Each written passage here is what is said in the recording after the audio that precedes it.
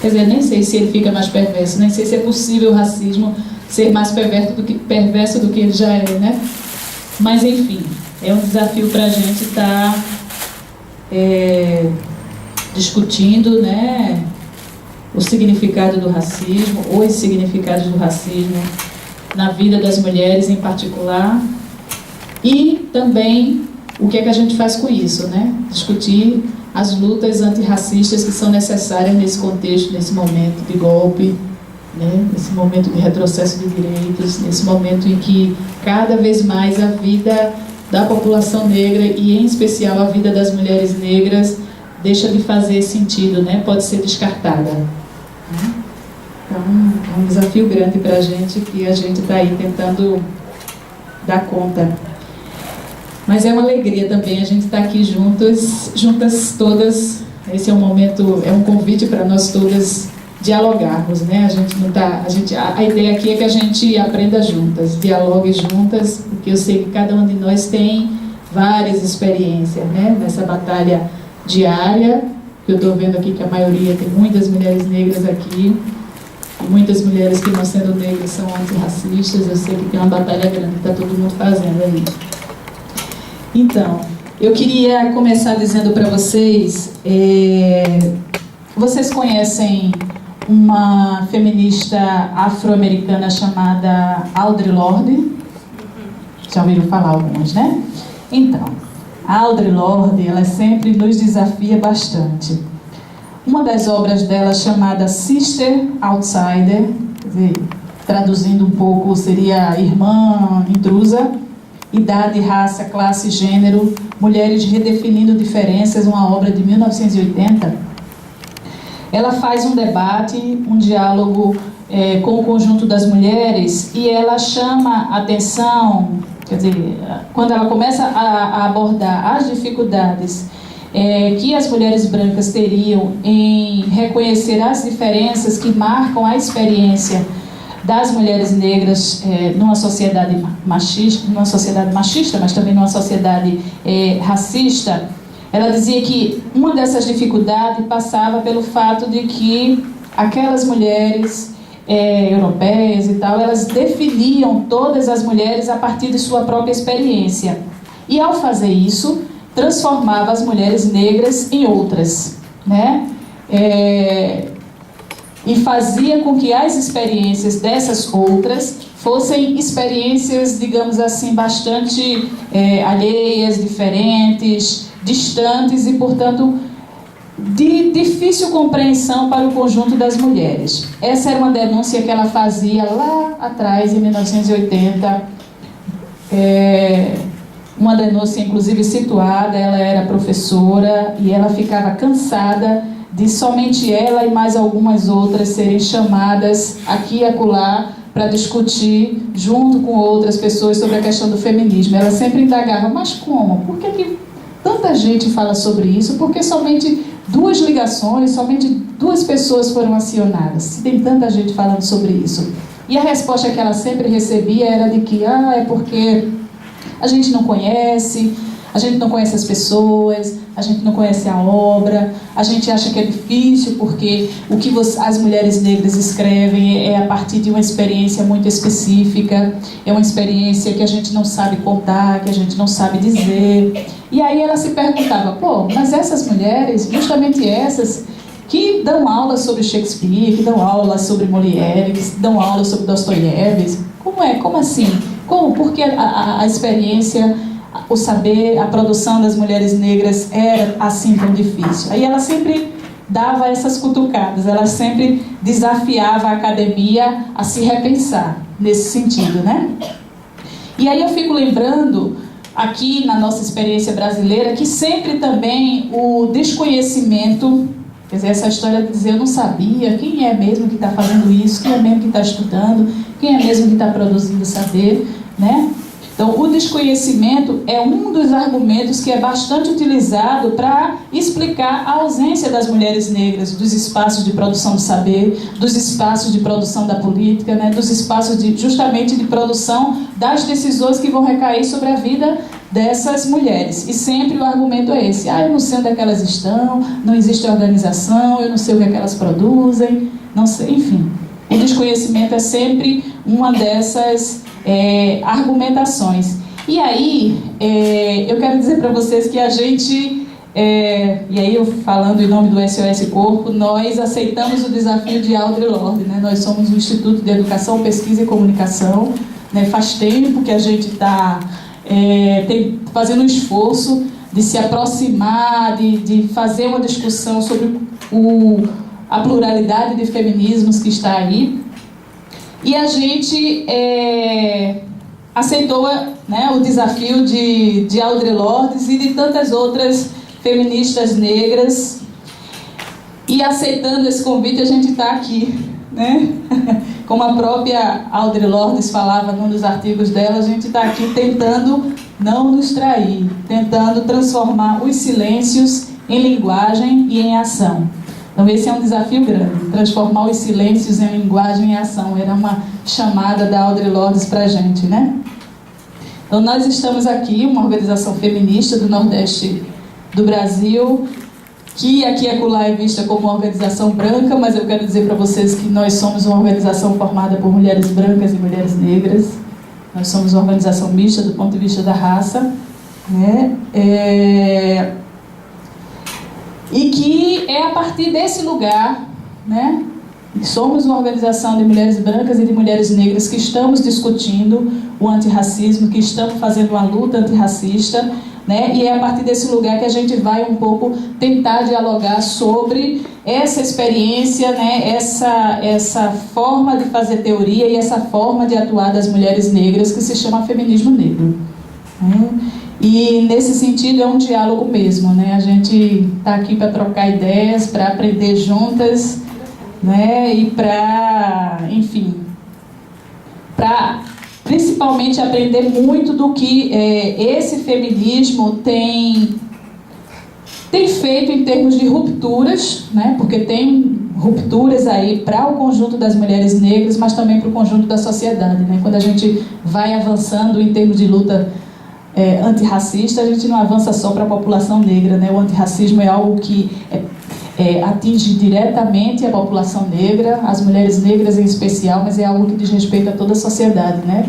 Se a gente muda o racismo, a gente não muda só para a população negra, a gente muda para toda a sociedade, né? Se a gente acaba com o sexismo, a gente não acaba só para as mulheres, a gente acaba, né, a gente constrói um mundo melhor para todas as pessoas, para homens e mulheres, né? Então é um pouco nesse esforço.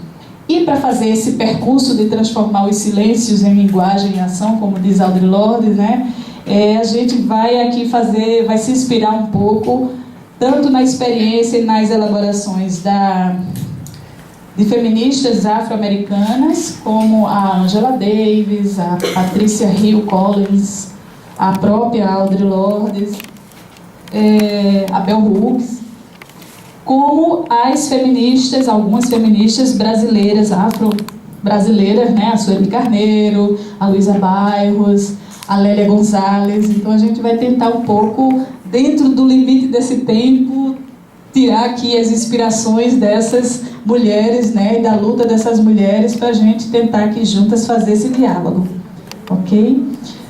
E aí, para começar, eu estou assim com uma pulguinha atrás da orelha. Eu queria muito saber de vocês o que é que, na verdade, instigou vocês a estar aqui, a estarem aqui nesse curso, essa hora da noite, com protesto lá fora, dificuldade de ônibus. O que é que faz vocês estarem aqui, né? Você é maravilhosa. A minha pessoa, não acredito. Então, eu queria um pouco saber isso, né? Por que saber? Por que o interesse sobre o feminismo negro, já que a gente agora está discutindo o feminismo negro? O que é que traz vocês aqui? Queriam dizer um pouco, compartilhar conosco? Diz, Tereza. Eu acho que é uma linha, pensamento, que a gente não discute muito, a gente não tem esse conhecimento.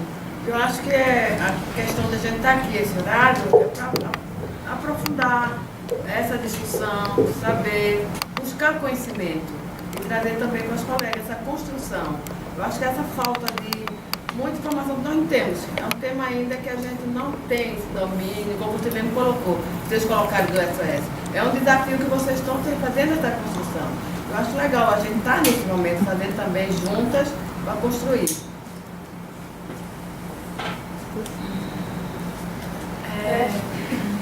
Tem um coleguinha ali, depois para aqui. Acho que pela importância de estar aprendendo mais sobre o assunto e me aprofundando, e também por várias necessidades. Eu queria exemplificar uma coisa que aconteceu essa semana, que foi na minha sala. Eu sou estudante de psicologia, 6º período, e aí alguns colegas de classe, e ia ser uma aula sobre movimentos sociais, e elas antes da aula se colocaram se questionando se ainda existia racismo no Brasil. E aí causou uma inquietação muito grande. Assim, eu particularmente, eu até me senti um pouco mal de, tipo, eu não consegui dialogar com essa pessoa, porque eu já tenho umas batalhas assim com ela há muito tempo. E assim, meu namorado até se dispôs e ficou conversando com ela lá. E aí o que eu pude fazer foi chegar para a professora e pedir que a gente abrisse aquele momento para debater sobre o racismo. E assim, como era uma professora super amor, aí ela permitiu aquele momento e assim, acho que foi muito grandioso, mas assim, a falta ainda é muito grande, porque aquele momento ficou ali, não sei se as pessoas vão procurar saber mais. E a gente não tem isso na academia, não tem uma cadeira para falar sobre isso em psicologia. Eu acho que eu queria ver os coleguinhas por aqui. Eu venho aqui para fazer a escuta do sujeito, da sujeita. Porque assim, por mais, mesmo que eu me coloque como negra ou como não negra, eu não vivi, não vivo o racismo do que é ser negra e não ser negra. Esse é o lugar da sujeita. E eu acho que escutar a vivência e a teoria e escutar a vivência mesmo de quem está nesse lugar, ela nos ajuda a formular e a entender um pouco todo esse processo que o racismo tem destruído vidas, e, enfim, de todo esse processo. Então, o que me faz ficar aqui essa hora, eu vou viajar mais 5 é fazer essa escuta dessas pessoas todas que você vai trazer aí, e a sua fala também, do seu lugar e de todas que eu vou falar. Aqui, tem Dani aqui? O que me traz esperar para discutir feminismo negro é a falta dessa discussão entre nós feministas, né? Eu ia até no primeiro bloco fazer essa reflexão com Betânia, porque quando a gente vê um desmantelamento das políticas, um retrocesso, né, como Betânia colocou, que há uma reformulação desse sistema, e esse sistema que é um sistema opressor de classe, gênero e raça, quando a gente percebe, quem está na ponta é uma raça, e a raça negra, e é de gênero feminino. E essa construção social forte precisa ser discutida em todos os momentos. E dentro do feminismo a gente não faz isso. O que é o feminismo negro? Né? A gente não discute. A Betânia chegou no momento da fala dela dizendo que dentro do movimento feminista existem algumas diferenças, mas a gente não coloca essas diferenças para serem discutidas. Né? É até chato a gente discutir essas diferenças num momento mais tarde, onde o debate já está esvaziado. Não estou dizendo que isso daqui tem menor ou maior importância. Vocês deram. Estou falando que seria legal se colocasse no começo, onde tivesse bastante pessoas para contribuírem e para fazer a discussão. Né? E é nesses espaços que a gente faz a construção dessas quebras de paradigmas dentro do nosso próprio movimento, porque o que mais às vezes me deixa insatisfeita como mulher negra, militante antirracista e feminista, é que nós mesmas, às vezes, reproduzimos o racismo entre a gente mesma. E como que eu, como mulher negra, militante antirracista, vou me sentir pertencente, mesmo com todas as vaidades, todas aquelas questões que você pautou no debate anterior, né? Como que eu vou me sentir pertencente a esse movimento que não pauta a minha especialidade? Se eu sou mulher negra, periférica, pobre, lésbica, aí pior ainda, né? Então a gente precisa começar a discutir isso mais a fundo entre a gente, assim como no primeiro bloco foi falado um pouco sobre os transgêneros, as transexuais. A gente precisa discutir a fundo o racismo entre a gente mesma, porque fica a gente falando do racismo, mas a gente não resolve isso entre a gente. Porque quando você vai ver nos espaços até mesmo nos espaços de poder entre as mulheres, no movimento misto, você vai ver que as mulheres que estão em espaços de representação geralmente são as mulheres brancas. Você vai ver que quem está no espaço de representação são as mulheres que tiveram mais oportunidade. E o que significa ter oportunidade? Foi uma coisa também que Betânia pautou. As mulheres negras está estatisticamente comprovado que têm menos oportunidades que as mulheres não negras.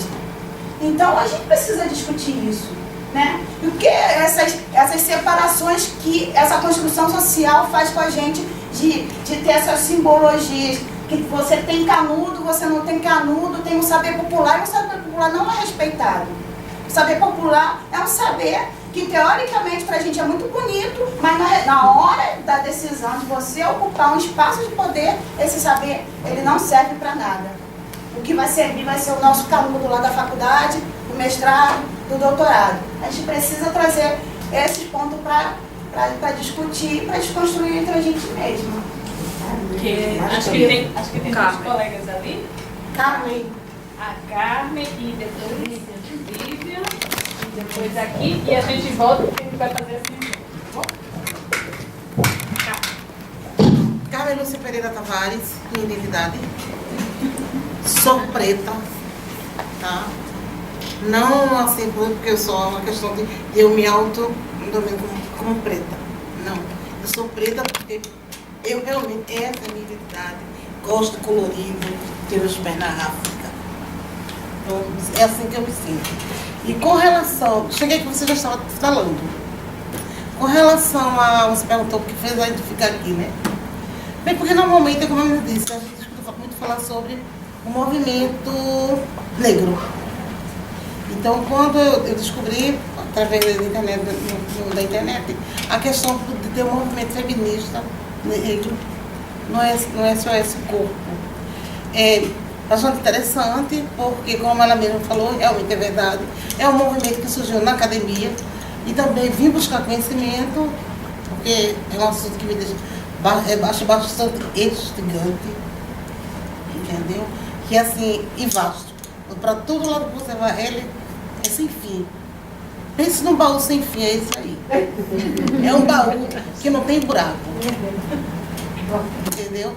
Então, aí assim, aí buscar conhecimento e também por conta da criticidade que esse movimento feminista negro, ele traz. E também para saber, né, o que foi, na verdade, que esse movimento feminista, hoje, fazendo essa avaliação, esse contraponto, movimento feminista, o hegemônico, e o movimento feminista negro. Aí, quando se fala de trabalho, como ela falou, do privado, como se fala de várias questões com relação à mulher, somos todas mulheres, independente de cor. Mas, assim, de que mulheres estamos falando? Apesar de sermos pretas, sermos manas, mas nós temos as nossas especificidades, cada uma com a sua. Então, assim, aí quando ela faz, vamos debater isso, vamos debater aquilo. Caramba, é por isso que eu disse, é um baú sem fundo. Temos muito o que debater. Bom, meu nome é Vivian, eu sou professora do Instituto Federal de Pernambuco e eu trabalho com agroecologia. E desde 2013 a agroecologia vem se juntando com o feminismo, nessa mistura aí entre disciplinas, mas a gente vem dizendo assim, que feminismo é que está entrando dentro da agroecologia. E aí eu, como mulher negra, sinto, mas como é que eu consigo usar do diálogo da academia dentro de uma outra disciplina? Então eu venho aqui buscar as ferramentas do conhecimento para poder fazer essa luta antirracista dentro da disciplina que eu trabalho. dentro do cargo que eu ocupo, porque é um cargo de privilégio. Né? Eu hoje sou coordenadora do Instituto de Extensão Rural do Instituto Federal de Pernambuco, eu sou a única negra de toda a pró-reitoria. E aí, assim, eu sinto, mas como é que eu expresso isso? Como é que eu luto contra isso? Como é que eu abro espaço para que outras entrem como educadora? Então, a minha busca é de ter o conhecimento e as estratégias para poder abrir mais espaço, mais espaço, mais espaço. Então, por que eu venho? Por que eu tô aqui? Eu só vou quando acabar, viu? Quando você acabou, tem uma cerveja me esperando, eu digo, eu só vou quando terminar. Sai daqui não. Porque, enquanto mulher branca, de classe popular, mas com muita honestidade, eu gozei de muitos privilégios raciais. Entende? Eu participei de seleções ao longo da minha vida de emprego, onde tinham mulheres negras participando, e eu percebia que elas não ficavam por conta da cor. Isso foi muito presente, porque eu trabalhei no comércio, em praça de alimentação de shopping. E aí eu via também que quem ia concorrer era massivamente pessoas negras, sabe? E eu percebi o meu privilégio e isso me envergonhou durante muito momento. Eu precisei passar por um processo de auto-perdão também, sabe? Porque eu ficava meio que me sentindo culpada, que nem não sou vítima, não. Não estou aqui me colocando enquanto vítima, não. Mas me inquietou isso. E aí dentro do movimento feminista, sobretudo em lugares que tem autogestão, eu comecei a perceber que autogestão é autogestão, beleza, mas quem dá o treino e quem limpa? Aí você via que estavam postas as coisas, entendeu? Quem é que tá na cozinha fazendo lanche? Não, minha gente, tem uma tabela. Você bota o nome no que é que você sabe fazer. Aí quem é? Quando você ia ver a tabela, quem estava em algumas atividades no encontro de uma semana autogestionado, eram X pessoas, e quem estava na cozinha, na limpeza, eram outras pessoas. E aí eu digo, meu cu, o que é que eu estou fazendo da minha vida nessa história? Entendeu? Tipo, me trouxe desse lugar. E quando você vai pautar isso, me falta episteme. Me falta episteme, entendeu? Quando eu vou pautar. Quando você vai dizer, minha gente, olha o que é que está acontecendo aqui. A gente está falando de ação direta, o que é que está acontecendo aqui. E também por perceber, enquanto feminista, que a pauta das mulheres negras, no exemplo que eu vou citar, é outra. Por um momento eu me envolvi com a discussão carcerária. E aí eu via que enquanto a gente estava brigando por direito e mercado de trabalho, as mulheres negras estavam brigando para tirar seus filhos da cadeia. E eu não tinha como ajudar, entendeu? Dentro desses espaços, dentro dos espaços da comunidade, dentro dos espaços da periferia. E aí eu estou aqui também para aprender, de forma muito humilde, a falar com, sem parecer que eu estou falando por. Não sei se eu sou clara com isso, porque eu acho que é difícil pra gente que é branca. Eu sei que eu quero falar com, que eu não quero ocupar o lugar de mulher negra nenhuma, pelo contrário, que eu quero impulsionar esse lugar político de destaque. Mas nessa construção é difícil, entendeu? Vez ou outra você se colocar no seu lugarzinho mesmo e dizer, olha, é pra falar com, então falar com é fechar seu cu e dar espaço para as outras, entendeu? Em muitos espaços. Merci, a gente volta, depois volta de novo para o debate. Rapidinho. Eu quero me colocar também dentro do lugar de um reconhecimento de uma mulher negra feminista, mas pela cor da minha pele não ter esse reconhecimento social, porque tem a história da pigmentação, né? Mas e isso também é muito forte, porque isso me invisibiliza na luta dentro da questão do feminismo negro e do feminismo antirracista, porque eu não sou sujeito político dessa luta, né? Mas tem um outro dado também que me coloca nessa interlocução dentro do feminismo negro e dentro do feminismo antirracista, que é a visibilidade dessa produção do conhecimento, da educação popular e da produção acadêmica, que é invisível desse nosso lugar. E eu acho que é um lugar que a gente precisa ter essa interlocução, nós que estamos aqui. Então, é por isso que eu também quero tomar cerveja. Eu sou desse time, que gosta de conversar e depois beber. Eu não tomo cerveja não, mas eu estou inscrita aí também. Eu adoro as amigas que não bebem. Então, gente, eu acho que essa rodada foi bem interessante porque traz alguns elementos que a gente vai um pouco fazer, né? Tentar fazer um diálogo aqui nesse pouco tempo que a gente tem, e que são elementos bem importantes e bem de encruzilhada, digamos assim, das nossas militâncias, das nossas vidas, né, do modo como a gente ocupa o mundo, do modo como a gente compreende as coisas e os problemas, né? Então acho que daqui a pouco a gente vai conversar sobre as questões que a gente um pouco trouxe aqui. Eu espero um pouco que a gente possa trocar ideias em torno disso, né? Nem tudo a gente vai dar conta, porque é grande o tema, como disse a companheira, não tem fundo, né? É um poço sem fundo, né? É um baú, um poço, enfim, um negócio que tem um bocado de coisa, né? Mas, então, eu acho que uma primeira questão que a gente sempre... Quando a gente começa a conversar sobre alguma coisa, a primeira coisa que a gente faz é como é que surge isso, né? Como é que surgiu a questão, ou o feminismo negro, ou os feminismos negros, que eu acho mais adequado, né? Não tem um único feminismo, né? E aí eu acho que essa pergunta é interessante porque ela parece aquela pergunta: quem veio primeiro, o ovo ou a galinha? Daqui a pouco a gente vai entender um pouco por que isso. Mas antes, acho que é importante a gente demarcar alguns elementos.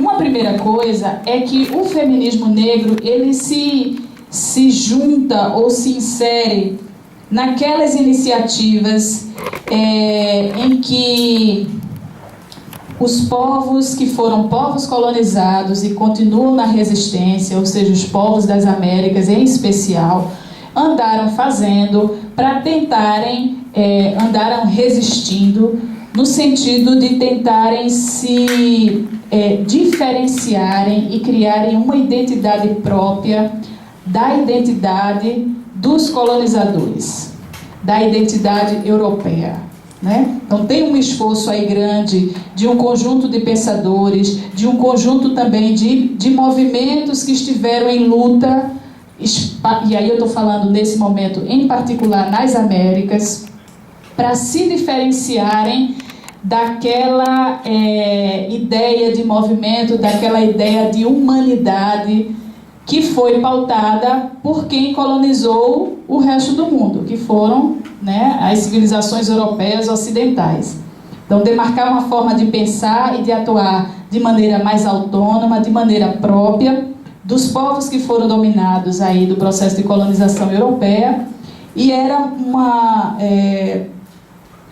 uma forma, essa movimentação, que foi tanto uma movimentação do ponto de vista da construção de uma teoria, como uma movimentação do ponto de vista da ação política, para negar no sentido de se distinguir dessa outra forma de ser no mundo e de construir uma história própria, diferente desse padrão civilizatório que era europeu, que era masculino, que era branco, que era explorador, que era heterossexual e que era cristão. Então, as Américas, né, o conjunto de sujeitos aqui na América estava dizendo: a gente tem uma forma própria de se organizar, né? A gente também tem uma forma de pensar o mundo, e que é uma forma diferente e autônoma da forma de pensar de quem nos dominou. Nós fomos povos dominados, mas o nosso processo de sair dessa dominação, né, de sair desse lugar de colonização, era a gente criar justamente, recuperar o nosso próprio saber, a nossa própria casa, né, a nossa própria forma de luta, a nossa própria forma de organização, ou seja, quem somos nós? E nós não somos europeus, nós não somos brancos, nós não somos cristãos, né? Nós somos colonizados para isso, mas nós não somos, ou pelo menos nós não éramos isso. Estão entendendo? Então, o feminismo negro, ele se insere nesse esforço mais amplo, e aí não só o feminismo negro, outros feminismos, Betânia falou, as feministas chicanas, né, que são as feministas do México, né, que moram nos Estados Unidos, enfim, um conjunto de outros sujeitos aqui nas Américas, porque isso foi um esforço grande de vários sujeitos políticos para se libertarem, né, desse processo de colonização. Então é um processo que é libertação do pensamento, né, libertação do ponto de vista do modo de pensar, né, e libertação do ponto de vista das práticas também, né, da realização da política, da economia e da cultura. Então é uma iniciativa em que e essa iniciativa se dá o nome de processos descoloniais. Não sei se vocês já ouviram. Vamos descolonizar, não é só descolonizar o território, mas é descolonizar nossa mente também, descolonizar nossos corpos também, descolonizar o modo como a gente faz, produz saber, o modo como a gente atua no dia a dia. Ou seja, vamos tentar construir nós a nossa própria história. Ainda que pelos anos de colonização não seja assim exatamente, não tenha uma essência, como já foi dito aqui, e nem seja assim possível você se desvencilhar de alguns elementos. Mas há uma história própria a ser construída, né? Então tem aí um conjunto de sujeitos nesse esforço. Um outro elemento que eu acho que é importante para responder essa pergunta sobre como é que surge o feminismo negro, ou os feminismos negros, é que no Brasil, Lélia Gonzalez, que foi, né, uma ativista muito importante, negra, uma ativista que foi professora de universidade, que esteve presente no movimento feminista, era uma feminista, que esteve presente cutucando o próprio movimento negro. Ela dizia, e teve um momento lá que ela pensou, bom, o feminismo negro ele nasce mais ou menos por ali, no meados da década de 70, quando as mulheres negras começaram a se reunir separadamente, tanto das mulheres brancas quanto dos homens negros, porque elas precisavam conversar sobre suas próprias questões. Tinham questões específicas que nenhum e nem outro davam conta. E as mulheres negras começaram sistematicamente a se reunir com este nome, a partir lá de meados da década de 70, com a criação do Centro da Mulher Brasileira, que foi em 75, e esse Centro da Mulher Brasileira, ele nasceu dentro daquela conjuntura, daquele contexto de comemorações do Ano Internacional da Mulher, que foi patrocinado pela ONU, com a Associação Brasileira de Imprensa, no Rio de Janeiro. Então, ali as mulheres as mulheres negras resolveram que era importante elas terem um espaço próprio para elas discutirem as questões específicas das mulheres negras, para elas construírem suas proposições e para depois elas voltarem a fazer o diálogo tanto com o movimento feminista mais amplo, ou como o feminismo que estava sendo feito pelas outras mulheres não negras, como com o próprio movimento negro naquela ocasião. Só que eu acho muito interessante porque... E aí foi por isso que eu coloquei que essa era uma pergunta interessante, que parecia aquela pergunta que nasceu primeiro ovo, quem veio primeiro o ovo ou a galinha, porque vai depender da ideia que a gente tem de feminismo. A depender da ideia que a gente tem de feminismo, essa origem ou esse começo do feminismo negro, ele pode começar na década de 70 ou ele pode começar muito antes. Vai depender de qual é a ideia que a gente tem de feminismo. E aí eu queria trazer alguns elementos justamente sobre isso, para a gente pensar, primeiro, o que é o feminismo, e segundo, o que é o feminismo negro. E aí eu queria trazer algumas referências. Eu queria começar com uma referência que vocês não conhecem, que é Maria Bethânia Ávila. Ela diz umas coisas muito interessantes. Ávila, vírgula. Ela diz umas coisas muito interessantes sobre o feminismo, na minha avaliação, né?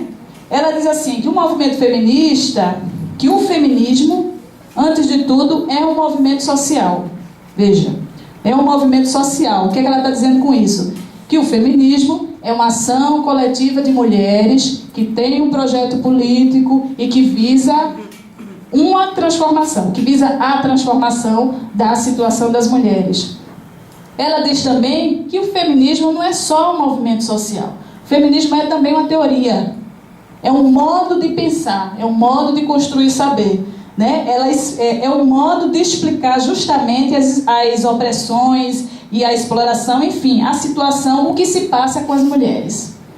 E ela, por fim, diz que também não é só isso. O feminismo é um movimento, é uma forma de pensar, é uma teoria política, né? Apesar da academia dizer que não é, né?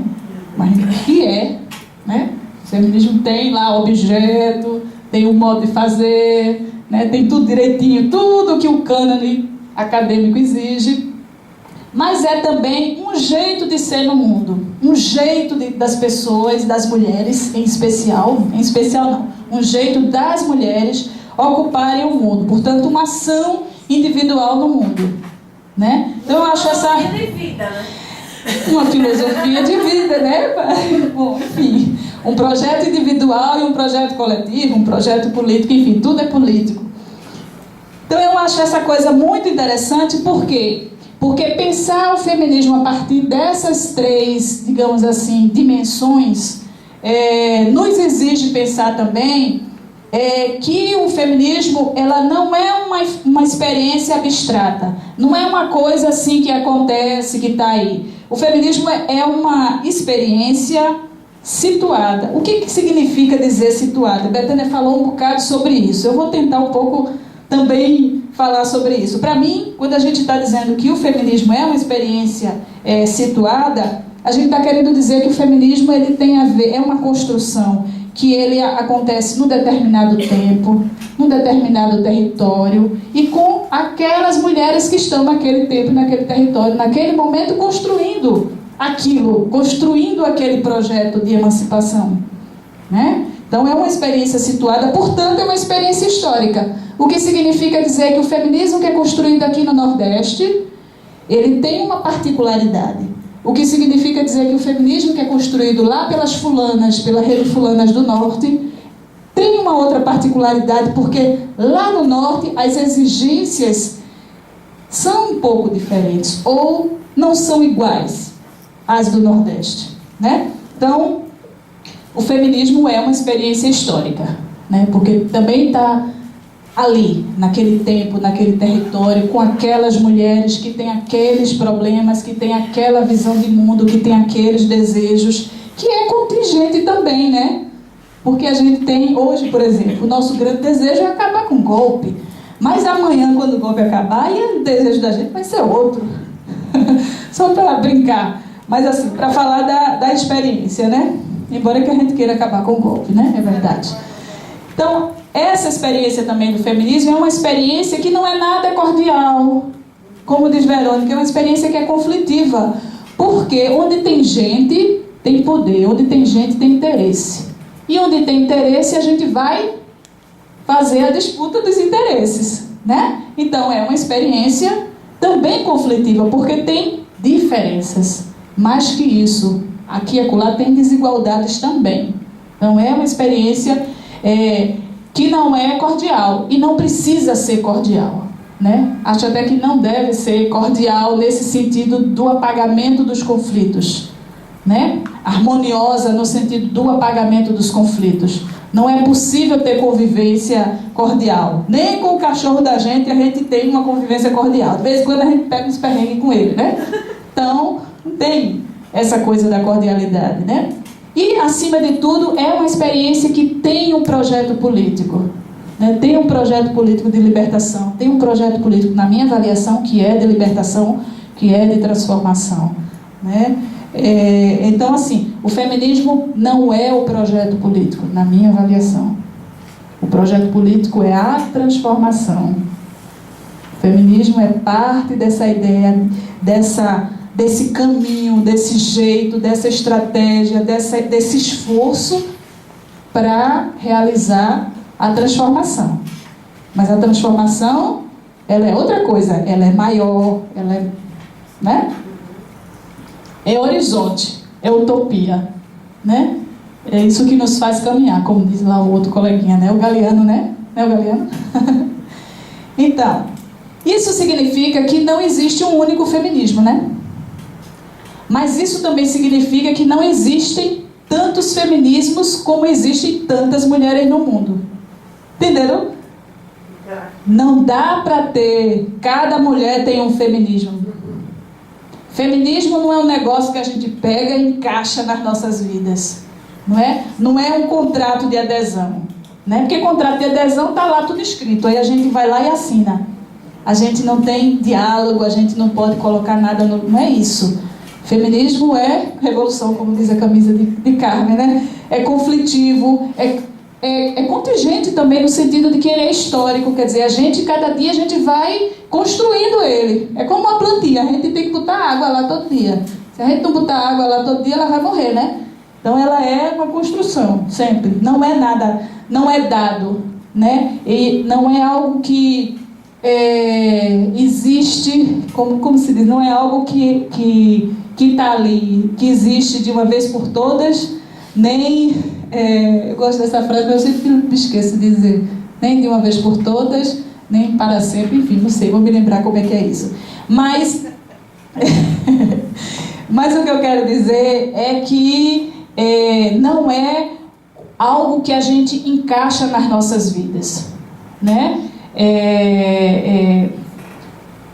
Não é algo que a gente adere, né? Porque é a ação do sujeito, é a ação das mulheres, né? É algo que está sempre em construção, que está sempre em mudança e que pretende a transformação. E como ele é situado, como ele é histórico, ele também é parcial, né? Ele não vai dar conta de tudo. Talvez o que a gente esteja fazendo aqui no feminismo, o nosso feminismo aqui no Fórum de Mulheres, ele não dê conta dos problemas que as fulanas lá do Rio Grande do Norte estão vivendo, né? É muito nesse sentido, né? Ele é parcial e ele não dá conta de tudo e ele não dá conta de todas, né? Então, assim, a gente não... Na minha avaliação, a gente não pode pretender que o feminismo ou os feminismos seja mais uma experiência total, seja mais uma experiência universalizante, quer dizer, todo mundo agora vai ser feminista, agora é a salvação do mundo, é o apanágio para todos os problemas do mundo. Eu acho que até pode ser, eu adoraria que todo mundo fosse, todas as mulheres fossem, mas a realidade concreta é que o feminismo ele não faz sentido para todas as mulheres. E na minha avaliação ele não necessariamente precisa fazer. Agora, para mim, os ganhos que o feminismo ou os feminismos conseguem são ganhos que são potencialmente para todas as mulheres. Potencialmente para todas as mulheres, porque a nossa vida é atravessada pelas condições de raça, gênero e classe, né? Então, Betânia até falou, assim, a gente consegue tal conquista, mas quem é que vai aproveitar mais? Então, isso vai depender das condições de gênero, raça e classe. Obrigada.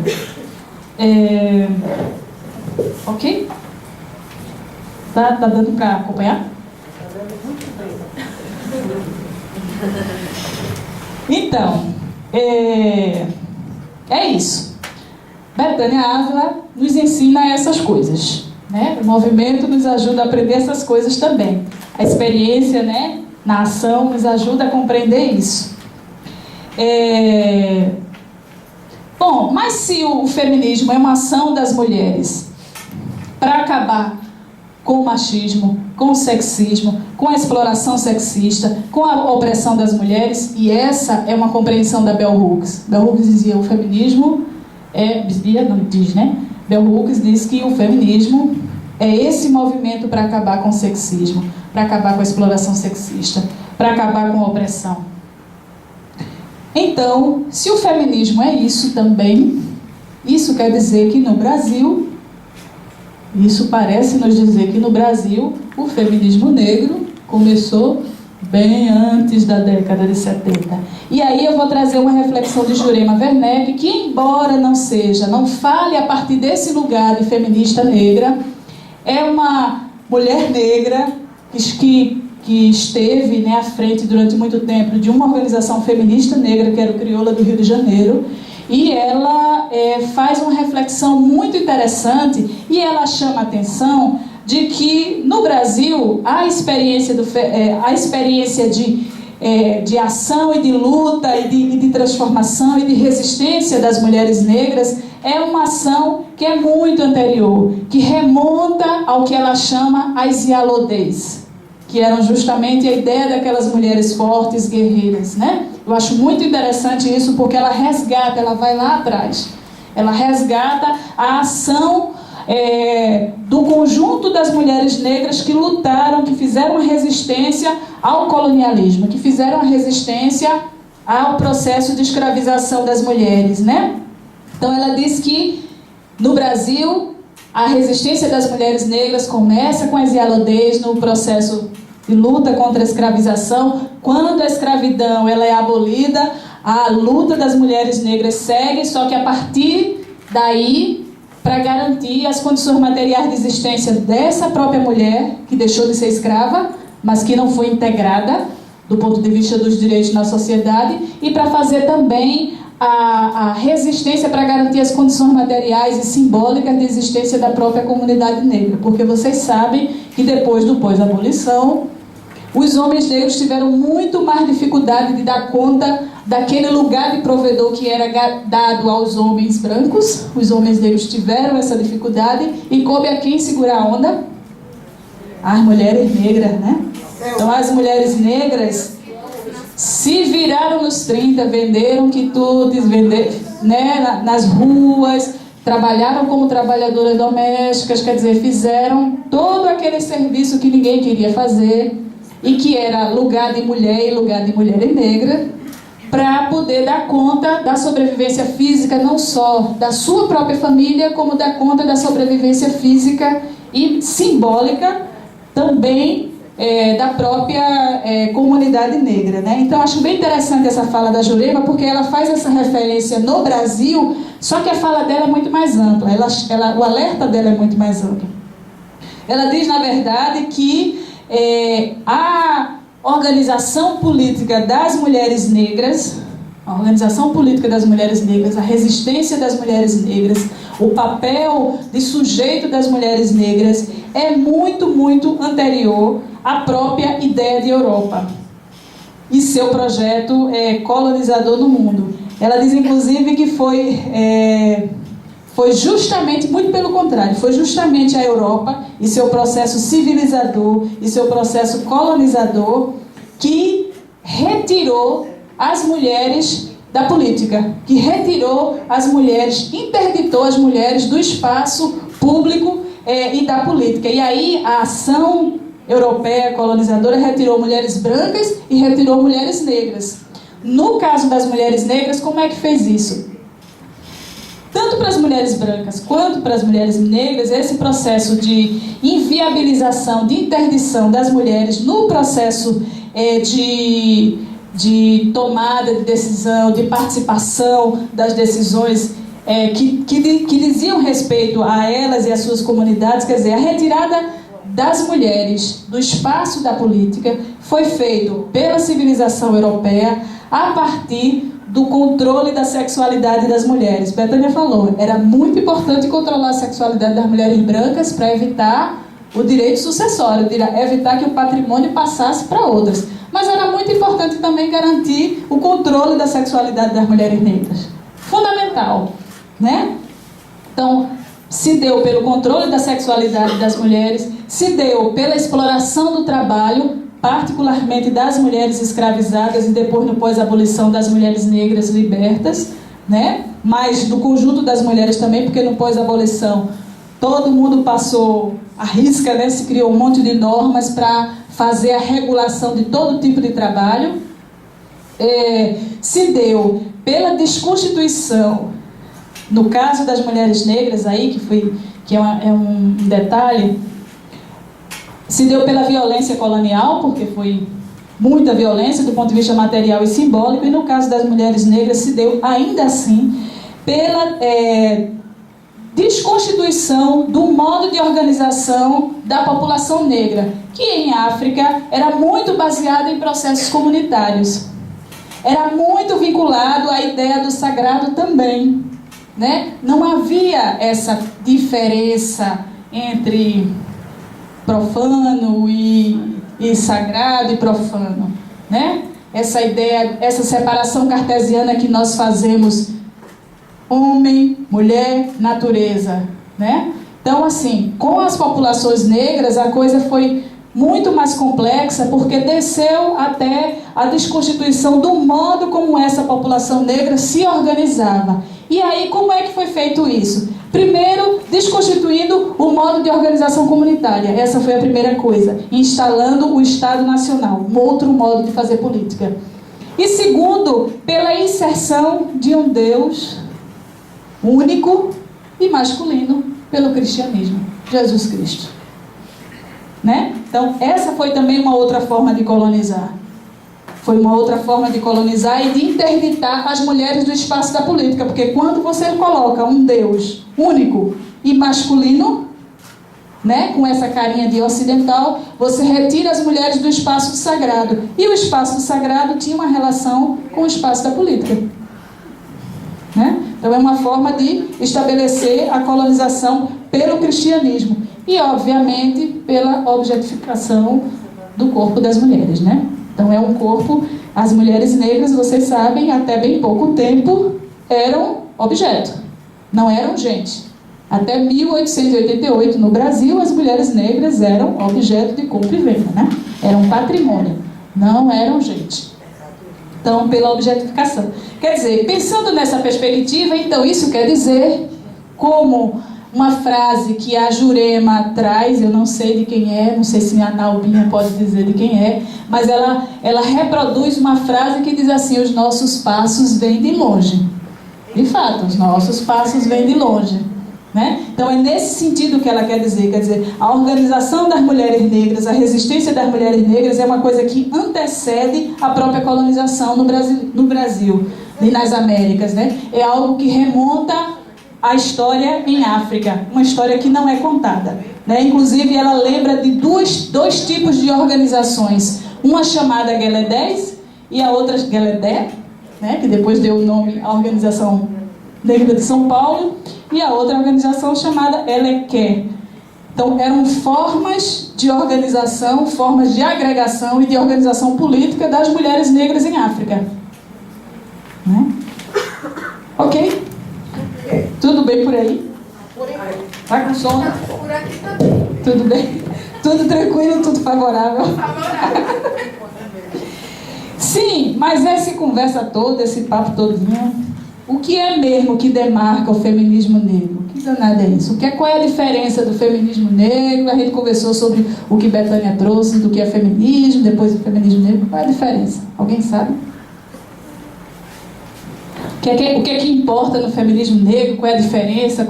Enfim, o que é que... Tudo bem. Ele sempre é pela opressão, não é só coisa. Mais opressão, mais opressão, mais opressão. Lembre que feminismo é revolução. Revolução. Então, o que é demarcador no feminismo negro? Eu acho que a primeira coisa que faz com que aquelas mulheres, lá na década de 70, agora voltando para a história mais recente do Brasil, aquelas mulheres lá na década de 70 que resolveram se reunir sozinhas numa sala para discutir as coisas sozinhas dela e depois voltar para discutir com todo mundo, o que aquelas mulheres negras estavam dizendo era o seguinte: elas disseram para o movimento negro, disseram para o movimento feminista, disseram para o governo, disseram para o conjunto dos movimentos sociais: gente, gênero, raça e classe sozinhos, eles não dão conta de explicar o que se passa com as mulheres negras. A gente precisa olhar aquele negócio que Messinha disse, pegar uma lente e olhar essas coisas tudo junto e misturado. Porque só assim a gente vai conseguir entender o que se passa com as mulheres negras. Se eu pegar só o patriarcado, ele não vai explicar. Se eu pegar só o racismo, ele não vai explicar. Se eu pegar só o capitalismo, ele não vai explicar. Tereza aí falou. Não dá conta de dizer o que é que se passa, né? Então, é preciso que a gente faça um esforço de complexificar esse negócio. E aí é complexificar mesmo, porque não é um negócio fácil. A gente vive isso, né? Porque a nossa vida é uma só, os problemas acontecem nesse corpício, mas a gente não consegue olhar direitinho. Quando a gente vai escrever, sempre é um problema. Como é que eu vou explicar? Né? Como é que eu vou explicar aquele negócio lá da boa aparência? Né? Como é que eu vou explicar aquele negócio lá da anestesia que as mulheres negras deixam de receber porque acham que as mulheres negras têm força?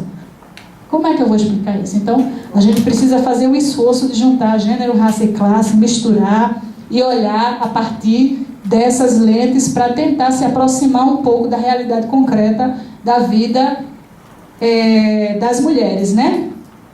Algumas pessoas chamam isso de interseccionalidade. A Kimberly Crenshaw, acho que é assim que se pronuncia, né? Ela chamou isso de interseccionalidade, ela fez essa sistematização. No entanto, antes dela, várias pessoas, várias mulheres já chamavam atenção sobre essa necessidade. Havia um grupo em Boston chamado Combahee River, acho que é assim que se pronuncia, né? Que já chamava atenção para isso, né? Angela Davis já chamava atenção para isso. Lá no século XIX, uma senhora chamada, que eu nunca sei chamar o nome, Sojourner, ela chama... Hã? Eu não sou uma mulher. Exatamente, e ela não perguntava, gente, eu não sou uma mulher, ela era uma mulher negra e ela estava questionando as sufragistas, o pessoal que estava discutindo a questão dos direitos civis, né? Então, elas perguntavam, e aí, gente, eu não sou mulher, não? Porque quando eu passo, ninguém me segura a minha mão para eu entrar no carro. No carro não tinha, mas na carruagem, no negócio. Como é isso? Então, ela chamava atenção para que haviam algumas pessoas que eram pensadas como mulheres e outras que não eram. Então, havia diferenças, né? Então, várias mulheres negras que estiveram na resistência lembravam, diziam, claro que não diziam assim, escrito bonitinho, um negócio, uma teoria, mas elas já diziam, gente, isso não dá conta de explicar o que acontece com a gente precisa olhar a partir de outras lentes, né? O buraco é mais embaixo, o problema é mais difícil, a gente precisa pensar a partir de outros lugares, né? E aí, assim, não perder de vista que tanto o racismo, quanto o sexismo, né, o patriarcado, quanto o capitalismo, são desigualdades que são construídas, né? Isso não é natural, são construídas, né, a partir da hierarquização das pessoas, né? São construídas a partir de uma estrutura, né, que vai construindo aí, que vai montando essa engrenagem que separa as pessoas, que distingue as pessoas, que normaliza ou desnormaliza as pessoas, né, e que coloca as pessoas em caixinhas e que retira delas a condição de humanidade, a condição de dignidade, né? Então, elas são desigualdades que são autônomas, né, porque o racismo tem um modo próprio de ser, né, de atuar. A gente sabe quando o racismo está acontecendo, o patriarcado também e o capitalismo também. Mas no caso das mulheres negras, no caso das mulheres indígenas, no caso das mulheres que moram do lado de cá do Equador, como diz a história, a gente precisa olhar essa... Na verdade, no caso do conjunto das mulheres, porque, veja, essas desigualdades, elas não definem e não marcam somente a vida das mulheres indígenas, negras, periféricas. Elas marcam e distinguem também as vidas das mulheres burguesas, das mulheres brancas, né? O problema é que, pro lado de cá, é só prejuízo, né? Só desfavorece, né? Nada tranquilo e nada favorável. Mas ela marca a vida de todas as mulheres, né? Essa é a questão. Por que que é interessante ocultar que elas também marcam a vida de quem está nesse lugar de dominação? Ou de quem está, né, usufruindo de benefícios, né? Acho que tem uma questão aí para a gente pensar. Bom, isso é uma questão. A outra questão é que, obviamente, nós mulheres somos o grupo, me parece, né, mais prejudicado aí no planeta se a gente pensar o patriarcado, se a gente pensar o racismo, se a gente pensar o capitalismo, né? Se a gente pensar assim, a gente vai ver, bom, os homens negros morrem bastante. Mas se a gente for ver o IDH, continua sendo as mulheres negras que estão nas piores condições, morando nos lugares de maiores riscos socioambientais, né, sujeitas às mais adversas situações. Então, nos parece que somos, nós mulheres, o grupo mais prejudicado no planeta. E aí o feminismo negro nos chama a atenção. Bom, realmente, né, as mulheres são essa metade da população que é bastante prejudicada. No entanto, as opressões, elas não são vividas pelas mulheres da mesma forma, né? Elas não são vividas pelo conjunto das mulheres da mesma forma. Há singularidades, porque há, inclusive, desigualdades. E essas desigualdades entre nós, elas não são naturais. Como a gente falou, elas são construídas, são situadas, são históricas, né? E isso significa... a própria ideia do que é ser uma mulher é uma ideia que também é construída. Isso não é uma ideia nova, a própria Simone de Beauvoir dizia isso, né? A gente não é mulher, a gente se torna mulher para dizer que é uma construção, não é uma biologia, não é um fato de ter útero, ovário, não sei o que, né, que vai nos fazer. Aliás, eu tenho uma amiga que diz assim, que, tá assim, que não tem ovário, ela diz assim, eu sou mulher, eu não tenho ovário, eu não sou mais mulher. Só para tirar onda com essa coisa da biologia. Não é verdade? Não é verdade? Ela não tem mais útero e ovário. Ela só, eu mesmo sou uma trans, eu não sou mulher, porque eu não tenho mais útero. Não tenho... Mas só para dizer assim, de como essa biologia, ela não é o que demarca, né, a experiência das mulheres, ou pelo menos não é o que demarca completamente a experiência das mulheres, integralmente, né? Há singularidades aí que são singularidades históricas, né?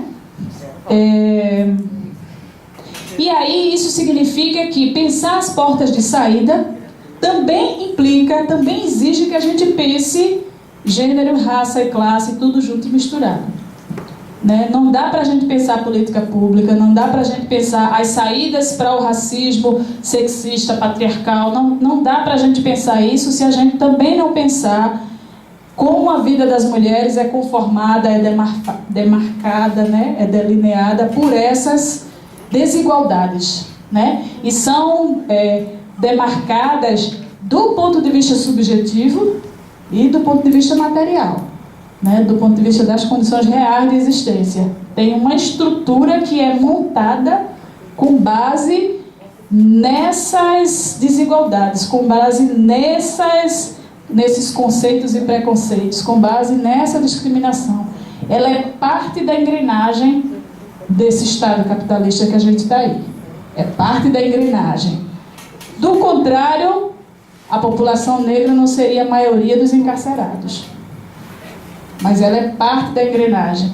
Do contrário, a população negra e nós mulheres não seríamos 0,0 não sei quantos % do poder judiciário, né? Nós não seríamos menos de 10% do Congresso Federal.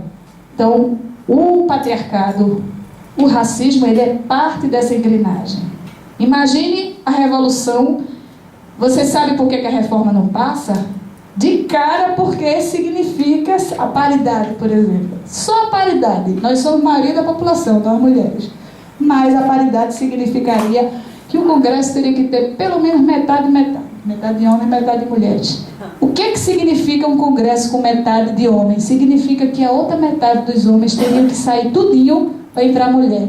Quem é que está a fim de deixar esse espaço de poder para deixar as mulheres ocuparem? Veja que é coisa grande, não é coisa pequena, não é coisa simples. Então é parte da engrenagem. Eles contam com aquela vaguinha, porque aquela vaguinha é deles, não é nossa, né?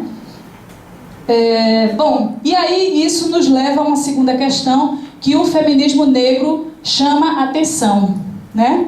Que significa o feminismo negro, quando fala de tudo isso, dessa coisa da interseccionalidade, dessa coisa de que o que nós compartilhamos são, de que nós vivemos as opressões de maneiras diferentes, embora estejamos todas sobre o poder do patriarcado, mas nós vivemos este patriarcado de forma diferente. O feminismo negro está dizendo para a gente que a ideia de experiência comum das mulheres e a ideia de que o pessoal é político é uma ideia que a gente precisa pensar melhor, que é uma ideia de difícil observação na concretude, né? A partir dessa reflexão. E aí, Bell Hooks, deixa eu botar aqui para vocês verem quem é Bell Hooks. Olha, Bell Hooks, que é essa moça aí, que é uma feminista afro-americana, mora nos Estados Unidos. ela diz assim, que na verdade o que nós mulheres com esse, nós mulheres temos em comum não é a experiência de opressão, mas é o compromisso de lutar contra o patriarcado, de lutar contra o sexismo, de lutar contra as opressões, né? Então é isso que a gente tem. As nossas experiências, as nossas experiências de opressão, de discriminação, elas são experiências que são diferentes, mesmo sobre o patriarcado, mesmo sobre o racismo. Então, mas o que a gente compartilha mesmo, ou pelo menos o que a gente deveria compartilhar, deveria ser justamente o compromisso para lutar pela transformação, tá? Então é isso que na verdade deveria nos unir. E aí uma coisa muito interessante que ela chama a atenção quando ela diz isso, é que ela dá um enorme valor à experiência pessoal. A experiência pessoal, no sentido não da experiência individual, mas a experiência das mulheres tem um valor importante na visibilização das opressões que recaem sobre as mulheres. Mas essa experiência, ela só pode ser política, quer dizer, ela está dizendo isso justamente para se contrapor àquela ideia eurocêntrica da objetividade, da abstração. Ela está dizendo, não, a gente produz saber, né, a gente sente a partir, né, da nossa realidade concreta, do que se passa conosco, do cotidiano, né? E é esse lugar, e é essa matéria que nos serve de insumo para que a gente possa entender o que se passa com a gente. Eu não vou buscar uma experiência ou outra, eu vou buscar a minha experiência para dizer o que se passa comigo. Então, a experiência das mulheres é uma experiência importante para falar das opressões das mulheres, né? Mas essa experiência, ela só pode ser de fato política, quer dizer, esse pessoal, ele só vai de fato ser político se esse pessoal for um pessoal mais alargado. Se esse pessoal for aquele pessoal eurocêntrico, for aquele pessoal de uma parcial, de um conjunto pequeno de mulheres que tem a intenção de ser para todas as mulheres, aí esse pessoal não é político. E é nesse sentido que o feminismo negro faz a crítica a essa ideia clássica do feminismo, né, essa ideia importante do feminismo, de que o pessoal é político. Mas ela faz essa ponderação. O pessoal é político, mas desde que, de fato, tenha essa perspectiva mais plural, né? Compreenda que tem outras experiências que não só a experiência das mulheres europeias, brancas, burguesas, tal, né? Então é essa ideia que ela traz. Então precisa revelar as diferenças que são construídas e que marcam a vida de diferentes mulheres a partir justamente dessa visualização de como é que raça e classe incidem sobre a construção desse gênero, né? De certa forma. Como é que isso se mistura tudo e demarca a vida daquelas mulheres, ou aquela experiência de mulheres. E aí, nesse sentido, basicamente, todas elas vão nesse mesmo caminho. A Sueli Carneiro, aqui do Brasil, de São Paulo, do Guelé 10, ela... Todo mundo conhece o Guelé 10? Guelé 10 é uma organização de mulheres negras, né? De São Paulo. São Paulo, né? São Paulo. Ela fala, naquele texto clássico dela, famoso, o Enegrecendo o Feminismo, de que a raça, ela produz gêneros subalternizados. A ideia dela é de que raça, ela tanto diminui o status das mulheres, quanto diminui o status também dos homens. A raça faz com que os homens sejam menores que os homens brancos, faz com que as mulheres sejam menores que as mulheres brancas, né? Faz com que o status seja rebaixado, faz com que valham menos, né? Dentro do mesmo gênero, é a raça que cria o desequilíbrio, né? Segundo a Sueli Carneiro, né? Para ela, em sociedades multirraciais, pluriculturais e racistas como a nossa e como a de várias aqui da América Latina, o feminismo negro teria como um dos eixos principais a raça. Justamente, quer dizer, um dos eixos principais de sua atuação política, o enfrentamento do racismo, justamente porque o racismo é essa desigualdade que vai causar esse desequilíbrio, que vai diminuir o status dessa humanidade, homem e mulher negra, né? porque determina justamente essa hierarquia. Cadê Sueli Carneiro? Deixa eu ver, Sueli Carneiro deve estar lá para baixo. Sueli. Isso, Sueli Carneiro.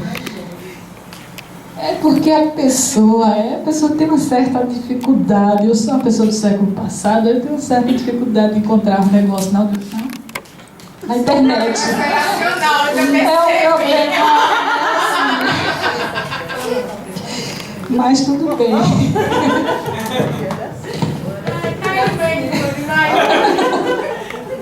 Pula essa parte. Bom, a Lélia Gonzalez, vou botar agora. Vamos, a Lélia. Aqui é um programa de geração. Ó, Lélia. Lélia Gonzalez, que é uma feminista negra, felizmente já foi para o plano astral, né? Pois é, fortíssima, uma militante do movimento negro brasileiro, uma militante do movimento feminista brasileiro. Ela chamava muita atenção justamente para essa coisa da parcialidade, dessa parcialidade do que é ser mulher, da experiência do que é ser mulher, como tomada como se fosse a totalidade. Ela alertava muito para isso, né? E falava, como ela era professora também, ela incidia muito na universidade. Ela dizia que a sala de aula era o espaço de resistência dela, era o espaço de luta, né? Era o espaço estratégico também dela. E ela dizia lá na universidade que as categorias sociais, elas não davam conta que existiam, né, que estavam sendo usadas na academia, que, vocês sabem, não considerava a dimensão de raça. Elas não davam conta de explicar o que se passava com as mulheres negras. Então ela brigava no movimento negro, ela brigava no movimento feminista, ela brigava na academia, ela brigava em todo canto. Ela mesma dizia que ela era uma pessoa, né, que ela causava muito frisson onde ela passava, porque o tempo todo ela trazia, né, essa crítica dela, né?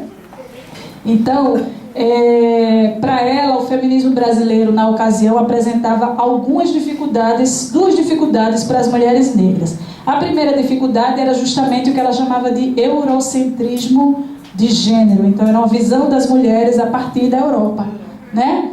A partir da experiência europeia, que ela denunciava, era uma experiência parcial, mas que queria ser total, queria falar por todas as mulheres. Então, o que impedia de ver a centralidade da questão de raça como responsável pela hierarquização de gênero, e fazia isso ao justamente universalizar um valor que era particular, um valor ocidental, europeu, né, que era particular para o conjunto das mulheres, e também quando negava a resistência das mulheres negras. Essa era a grande briga dela. E o grande esforço dela foi, no movimento negro em particular, mas foi de discutir as relações de gênero a partir de uma perspectiva racial e de discutir as relações raciais a partir de uma perspectiva de gênero. Então ela pegava o maior pau no movimento negro, pegava o maior pau no movimento feminista, pegava o maior pau em todo canto, porque ela fazia questão, ela chamava atenção que era fundamental se discutir relações de gênero e considerar a dimensão de raça, e discutir as relações raciais, né, considerando a dimensão de gênero, né? E ela era uma dessas articuladoras. Ela chamava bastante atenção de que era fundamental discutir gênero, raça e classe de forma articulada, de forma conectada. Inclusive, há quem diga que ela seja a intelectual brasileira que primeiro, ou que foi uma das primeiras que justamente se inseriu ou trouxe o debate da descolonialidade justamente para o Brasil, né? E a descolonialidade, ela está dizendo, é esse esforço de você deixar de ser colônia, né? Então, colônia é sair de você. E não é só você deixar, não é só uma questão de acabar com a abolição da escravidão, mas é a colonialidade, ela sair da sua mente, sair da sua forma de pensar, da sua forma de agir, né? Do modo como você vê o mundo, do modo como você exerce, né, as coisas, ou faz as coisas, organiza a vida no dia a dia. E ela criou uma categoria muito interessante que ela chamou a mefricanidade. Ela dizia que para entender a experiência das mulheres negras nas Américas, né, ela precisa uma outra coisa, porque a briga dela toda na sociologia era dizer, essas categorias não dão conta de explicar o que nós somos ou o que nós passamos. né? Então, é uma categoria que deve ser pensada dentro de uma ideia de libertação africana e diaspórica também, né?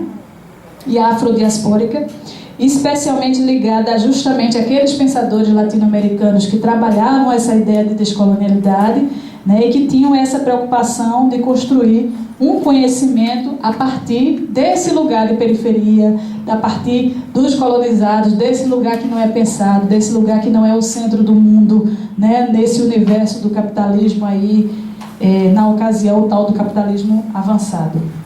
Certo? A Patrícia Hill Collins, que é essa aqui.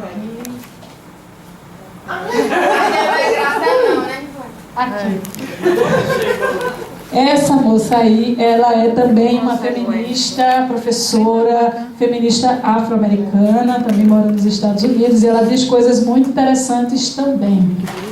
Ela diz que o feminismo, ela tem uma noção de feminismo negro. É porque eu fico falando. Não tem bronca não, pode mexer. Olha, é porque é subviés bacana aqui. Então, Patrícia Hill Collins, essa aí, ela fala que o feminismo negro, para ela, o feminismo negro é um conjunto de experiências e de ideias que são compartilhadas por mulheres afro-americanas e que oferecem um ângulo todo particular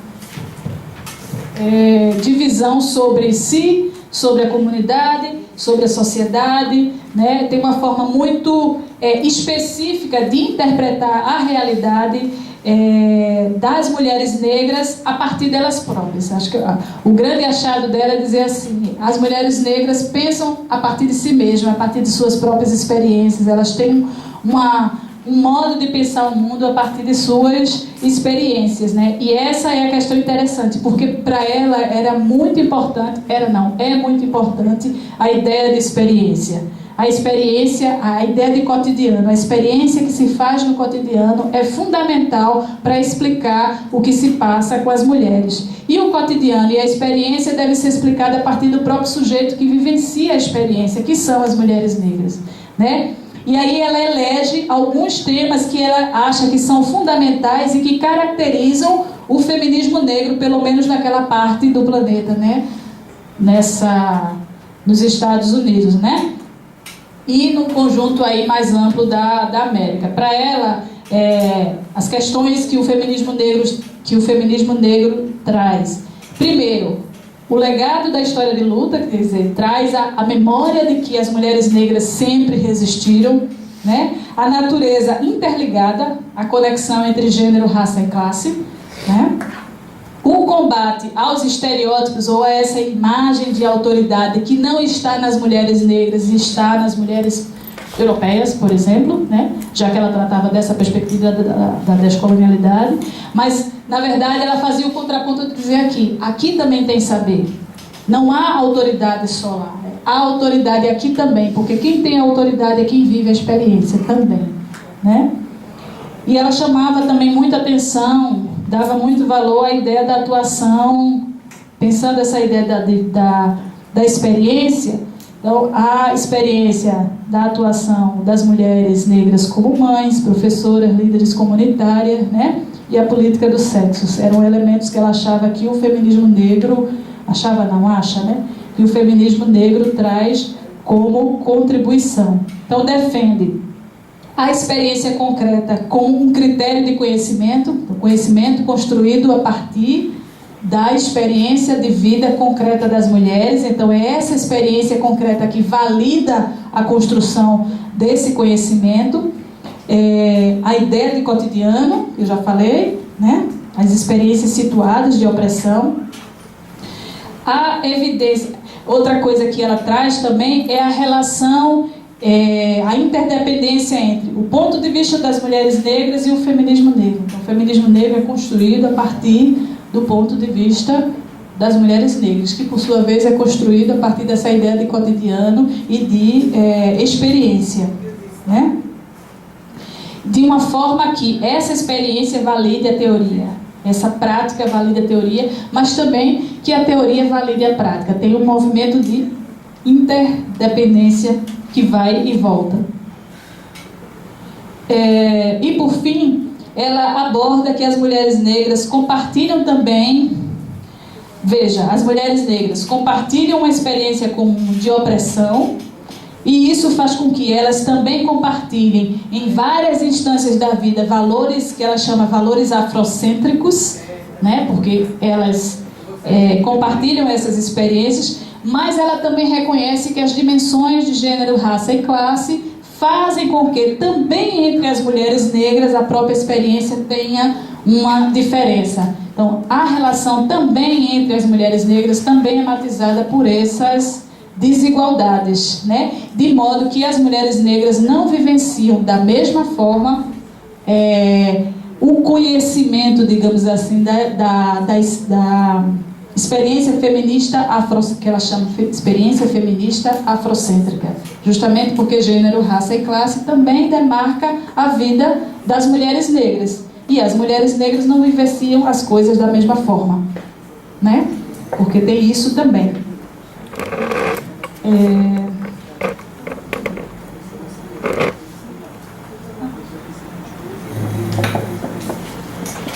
Eu já tinha colocado. Isso aí é Bell Hooks. A Bell Hooks. E o interessante é que Bell Hooks escreve em letras minúsculas.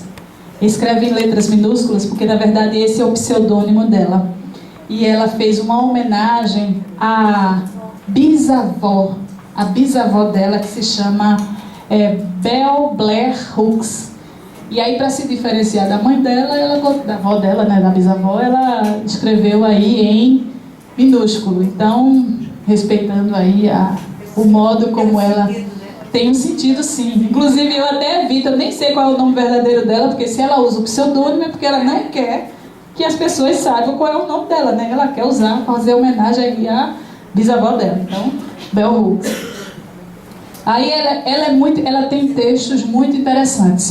É lamentável que a gente tenha pouca tradução dessas todas, porque os textos da Audre Lorde são maravilhosos. Os textos da Bell Hooks, porque Audre Lorde é poetisa e Bell Hooks não é poetisa, mas ela escreve poeticamente, maravilhosamente bem.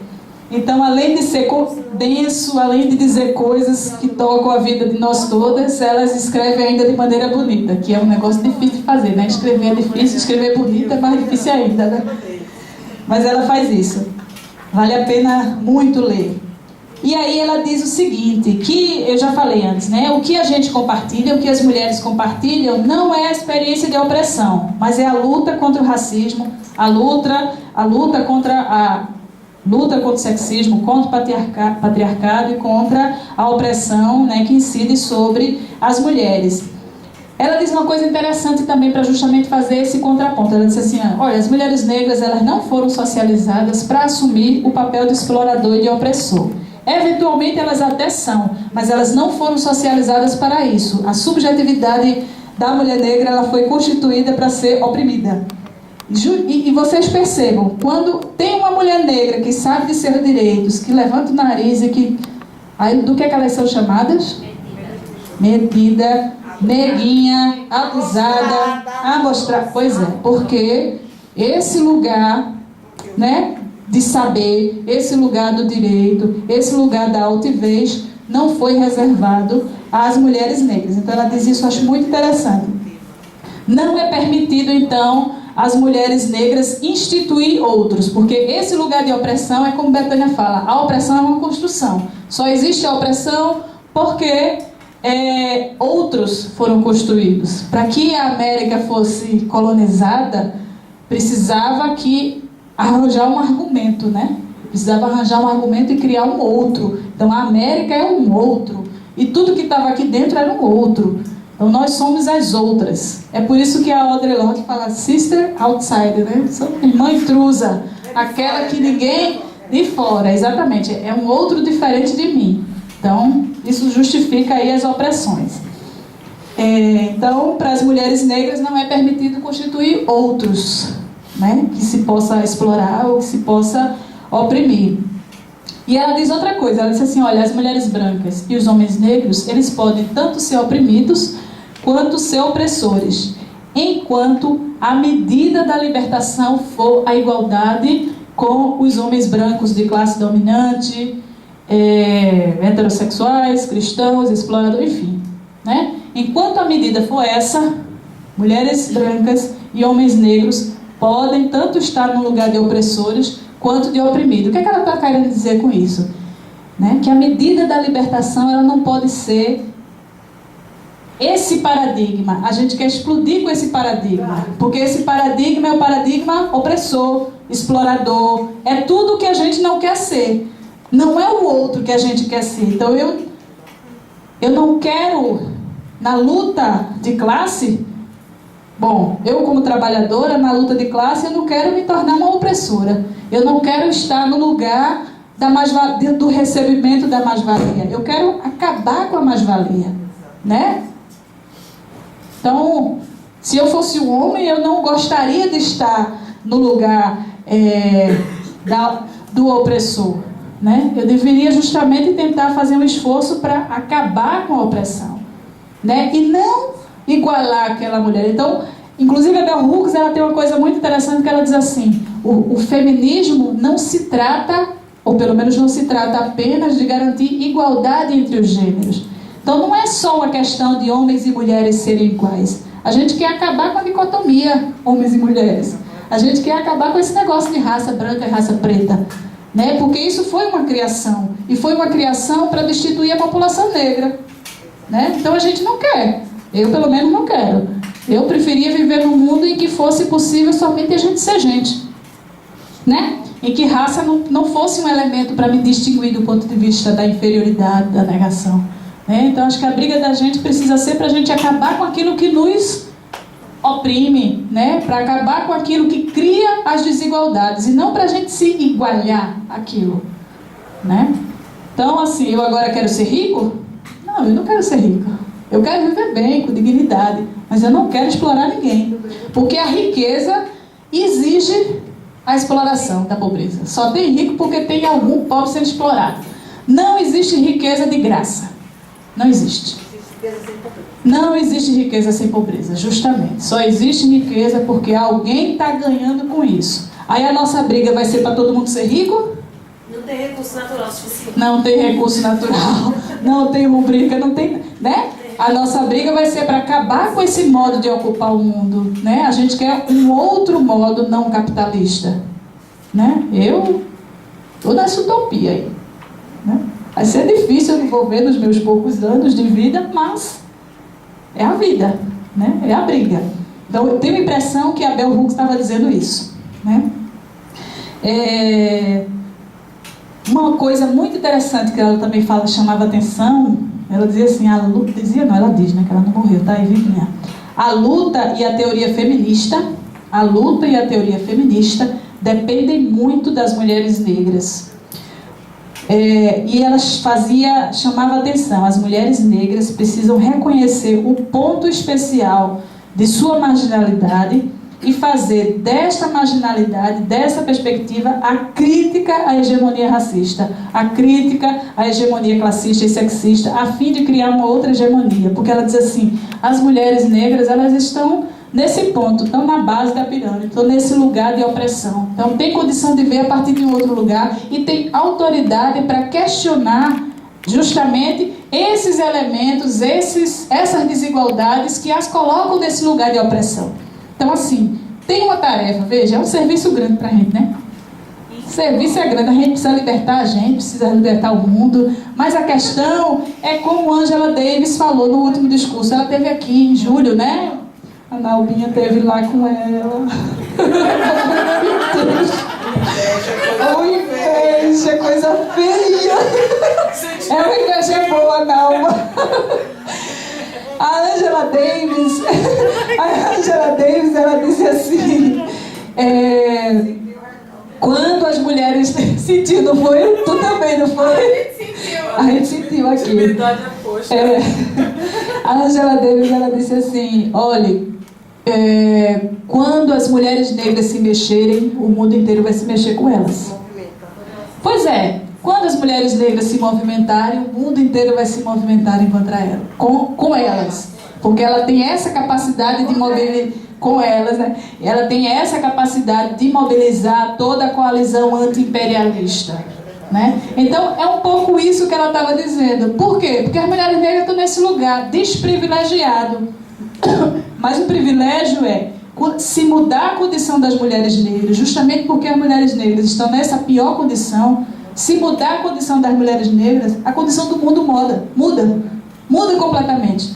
Porque você está mudando aquilo que está na situação mais difícil, mais complicada, mais oprimida, mais explorada. Então, se mudar essa condição, o resto tudo muda. O mundo vai ter que se reestruturar completamente. Então, é muita sacação, né? Então, é isso que... Muita sacação e, ao mesmo tempo, muita... Como é que a gente diz? Transmissão de pensação, né? Como é?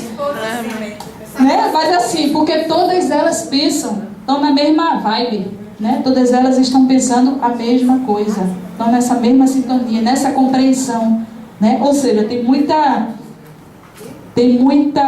escureza sobre o projeto político do feminismo negro. Tem muita certeza, né? Da capacidade de transformação do feminismo negro, né? Então, acho muito interessante isso. E aí... quer dizer, a Bell Hooks, ela fala isso, né? Então as mulheres negras têm essa tarefa aí, esse serviço para fazer, que é manter o questionamento da hegemonia e construir uma outra hegemonia. Audre Lorde chama isso de trabalho. Ela inclusive pergunta: e aí, vocês estão fazendo seu trabalho? Eu sou uma mulher negra fazendo meu trabalho. Ou seja, toda vez que ela ia para as coisas, ela ia lá, botava o dedo na ferida. Ela ia lá, questionava as coisas, aí perguntava: e vocês? Estão fazendo o trabalho de vocês? Estão fazendo o serviço de vocês? Né?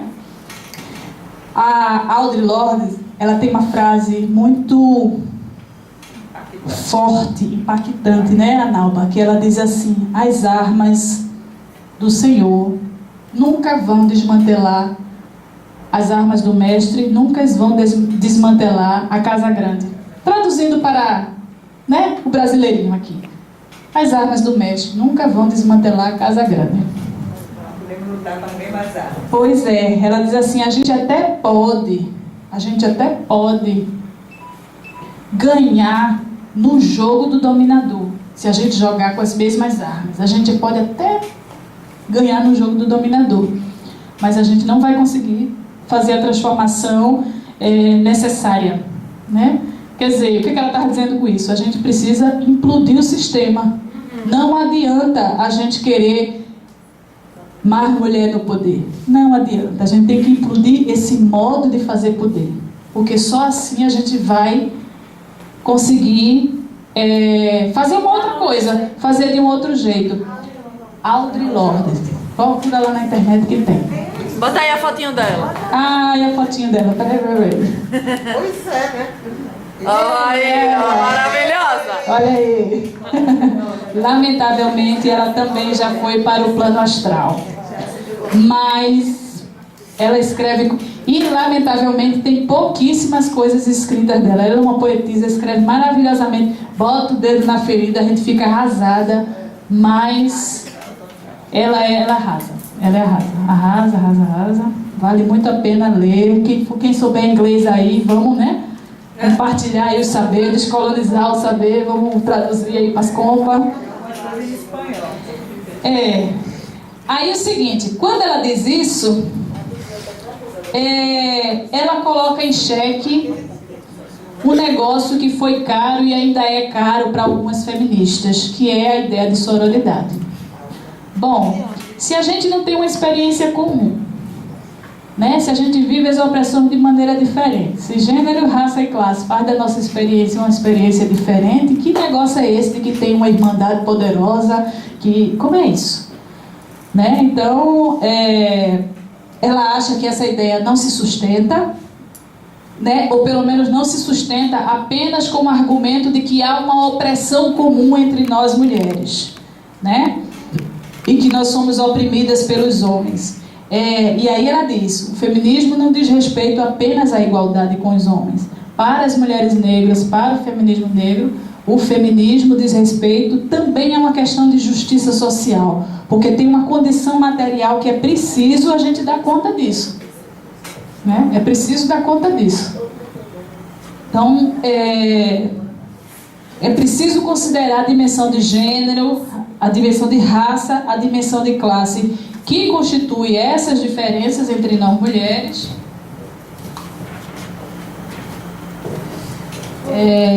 Para dizer que a gente não sofre do mesmo jeito. E ela diz assim, a Luísa Bairros, ela também fala isso. Ela tem uma frase que ela diz assim: se nós temos experiências tão distintas, se as opressões que recaem sobre nós são tão diferentes, se nós vivemos de maneira diferente as consequências do racismo, do sexismo e do patriarcado, o que então teria de comum entre nós, se as nossas experiências são distintas, né? Cadê? Deixa eu ver, Luísa Bairros.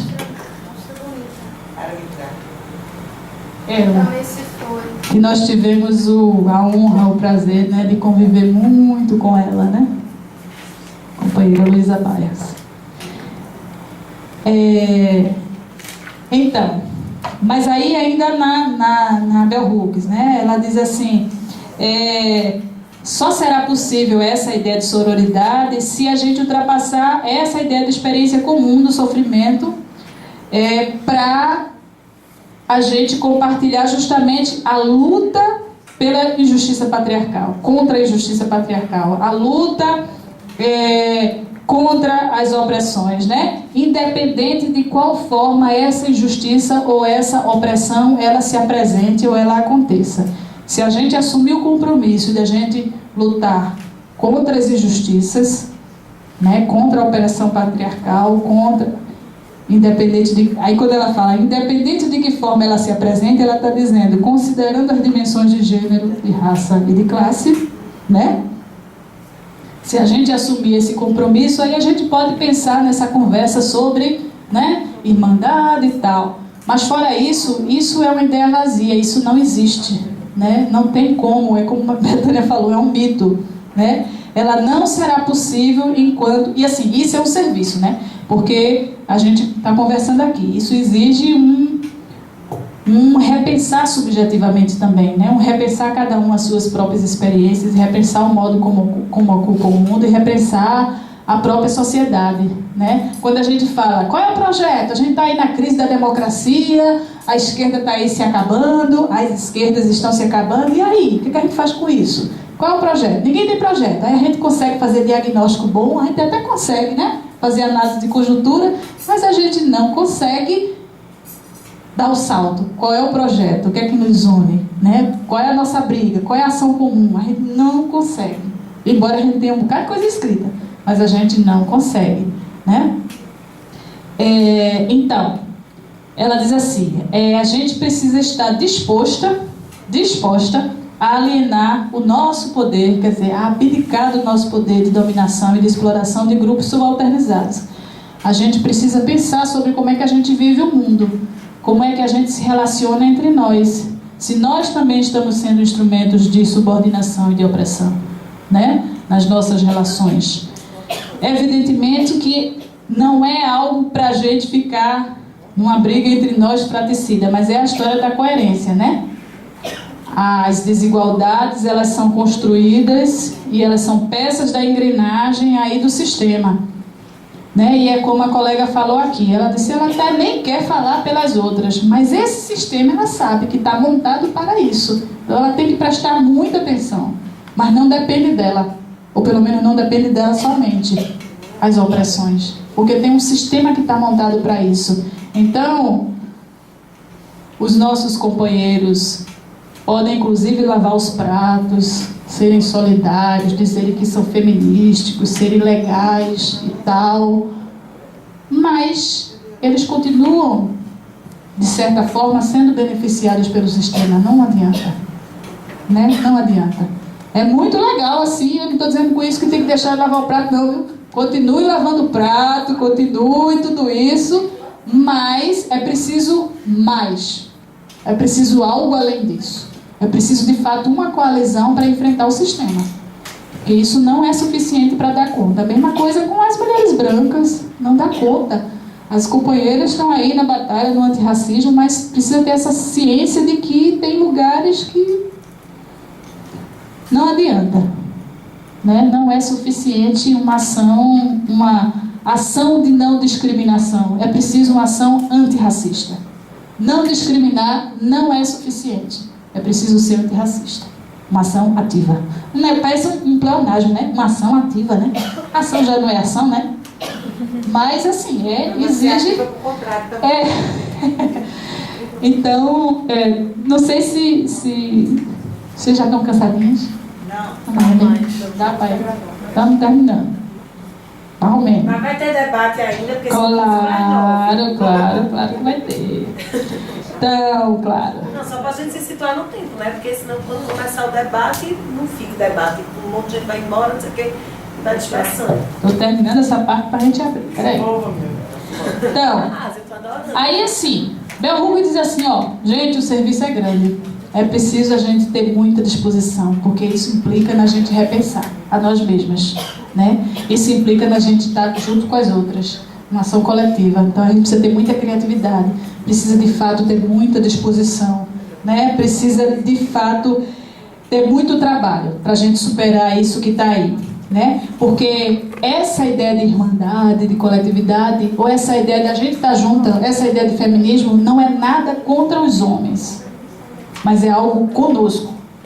É algo conosco. Nós precisamos de um espaço, nós precisamos de uma luta entre nós para a gente lidar com as nossas coisas e para a gente criar as portas de saída juntas, né? Porque não vai ser o outro que vai dizer qual é a nossa porta de saída, qual é a nossa tábua de salvação. Somos nós que vivemos, nós que sentimos, nós é que vamos construir o caminho de saída. Nós é que vamos construir as estratégias de transformação. Não pode ser outros que venham dizer por nós, porque isso já aconteceu na nossa história e a gente sabe no que deu.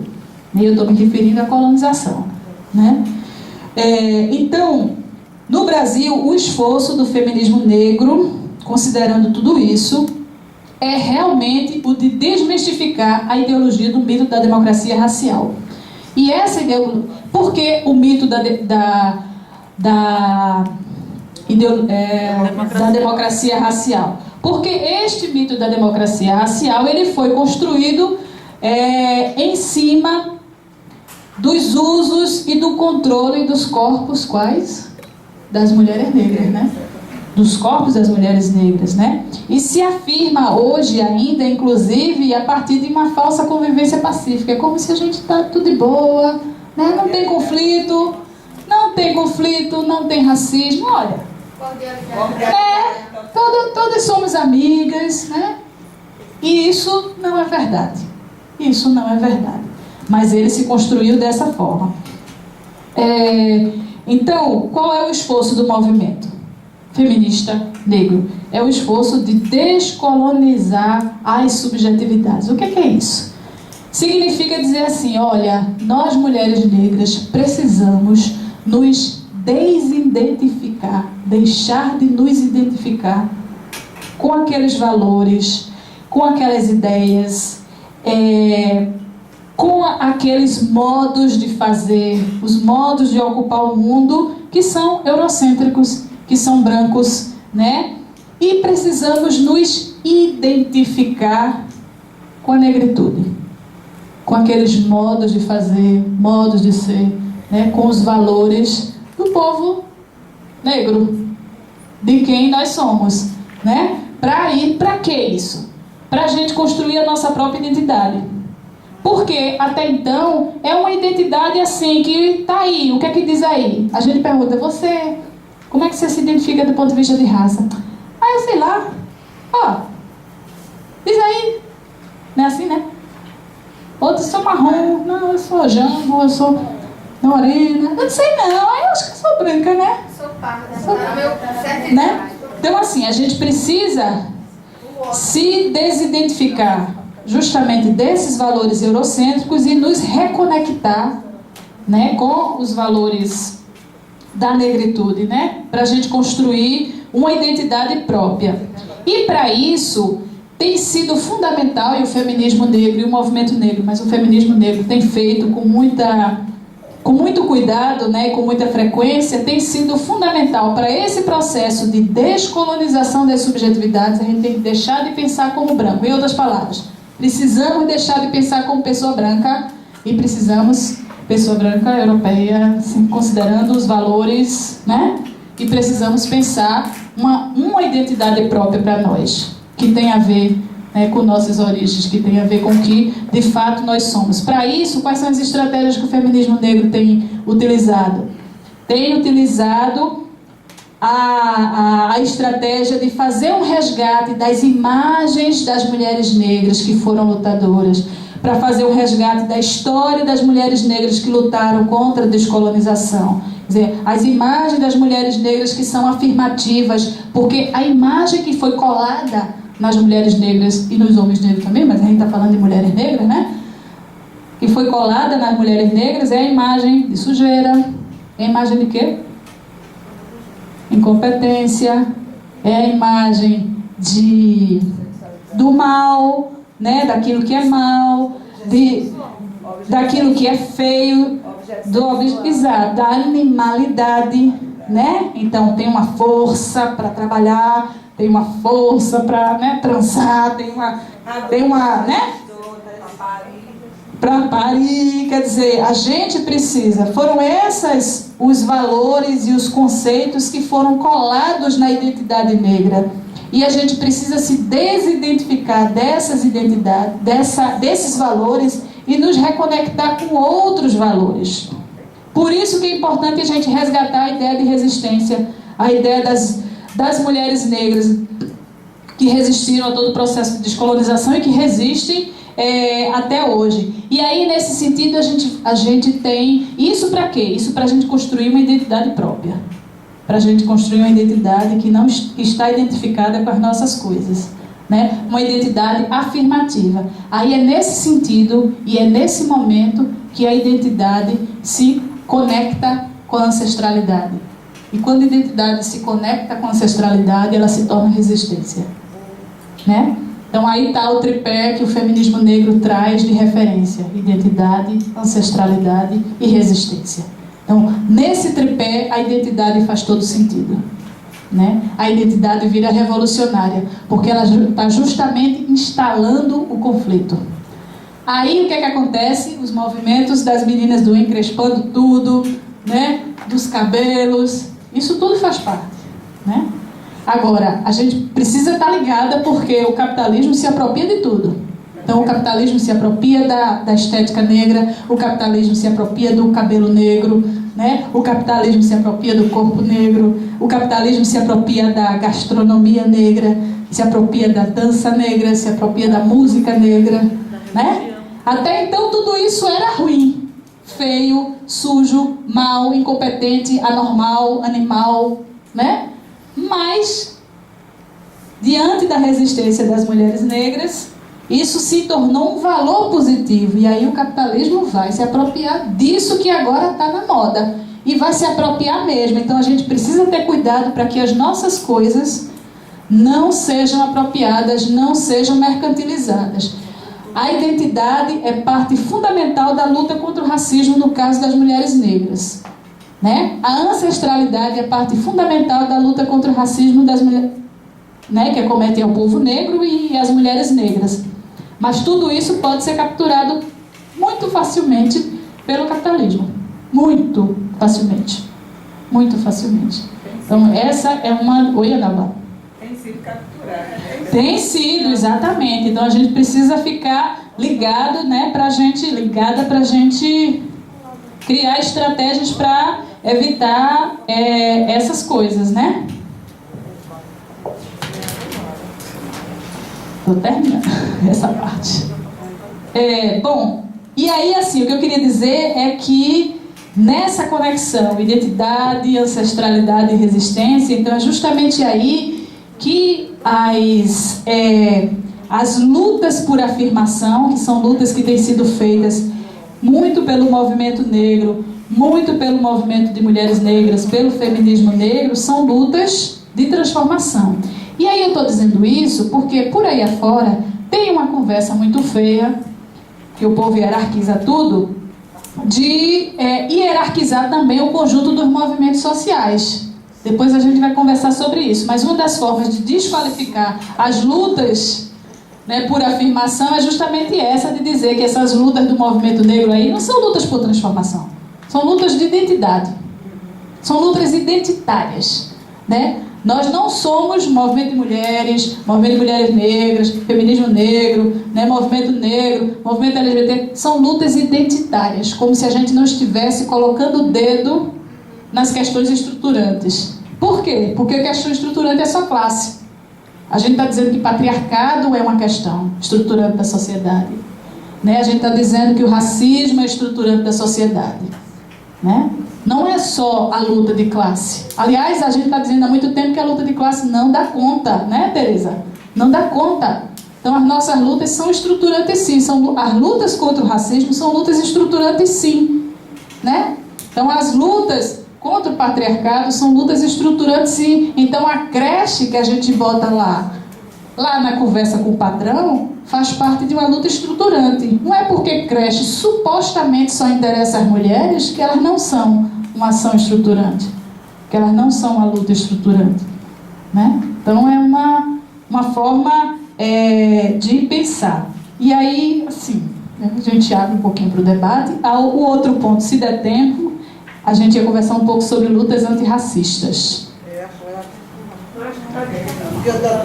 Eu tenho uma conversa ali, mas a gente vê se dá certo. Mas assim, se a gente quiser trocar uma ideia, eu não tenho resposta para nada. A gente vai aqui trocar ideias.